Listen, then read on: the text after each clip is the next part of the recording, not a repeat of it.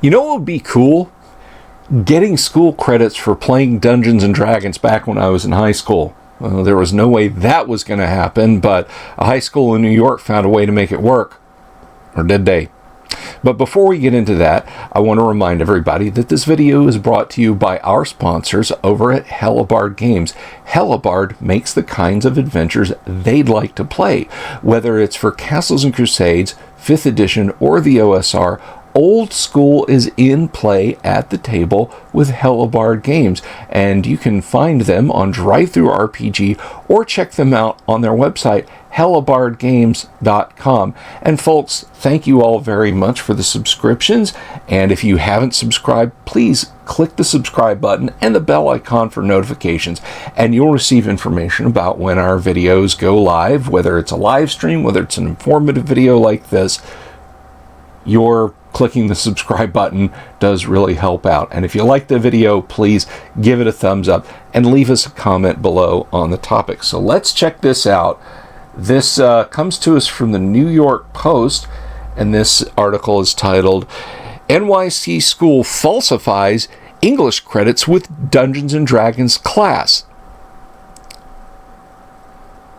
So, like I said, we're not going to read the whole article. I just want to focus on the D&D aspects of it.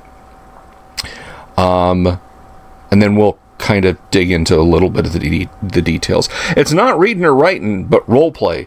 A Brooklyn high school gives students English credits for playing Dungeons and Dragons. A practice teacher's blast is shameless scholastic sorcery, the Post has learned.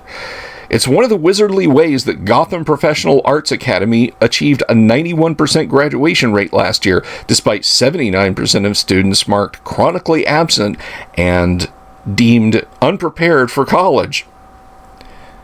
During the course of the semester, I'd say I wrote about 3 to 4 paragraphs, said a Gotham student who notched an English credit by enrolling in the twice-weekly D&D meets. It's more of a club, a classmate agreed.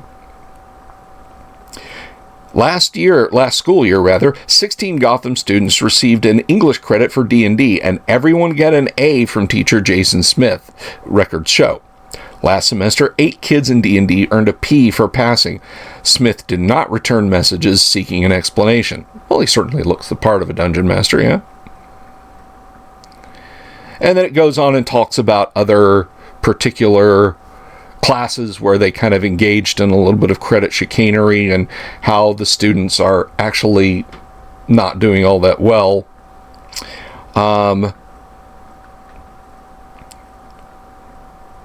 Gotham Professional Arts Academy awarded English credits towards graduation for a Dungeons and Dragons class. There's some of the kids at play there. Yeah, it's is it a troglodyte mini? Can't tell. But they have the description here. Oh, they're playing 3rd edition. Poor kids. You poor kids. No wonder you weren't doing well. I kid.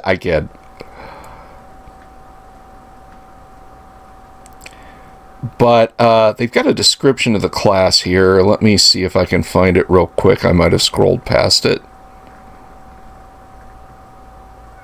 Yeah, looks like I did.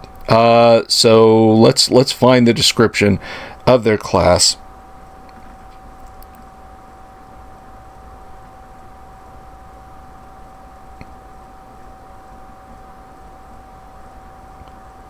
One of 8 required English credits can be gained at Gotham via Dungeons & Dragons, a tabletop role-playing game transcripts show.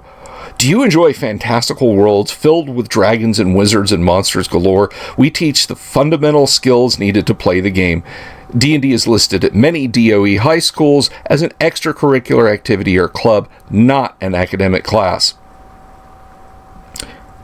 More galling, the teachers say, the school gives all students English and other academic credits for twice-weekly advisory or homeroom period called CREW in the consortium, which describes them as community building. So that's kind of the bulk of what they have to say about Dungeons and Dragons. Now, I am absolutely of the mindset that kids need an education. They need some kind of education, and it's damn shameful that these kids are basically being given a pass on things.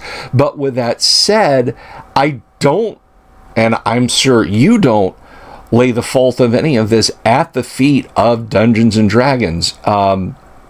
My vocabulary was expanded greatly by playing Dungeons and Dragons, and, well, while my math skills have never been top notch, it certainly didn't hurt to have to do a little bit of math in every D&D game.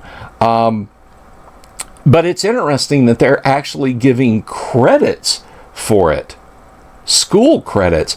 I could see extra credit being given, or, you know, if you've got to have a club activity, an elective or something like that on your transcript. This sounds like an awesome way, but substituting it for an English class, only if it was mandatory attendance and they were using the books, like the Dragonlance books, the Forgotten Realms novels, or what have you, as source material and testing on it normally, and then maybe awarding students with play.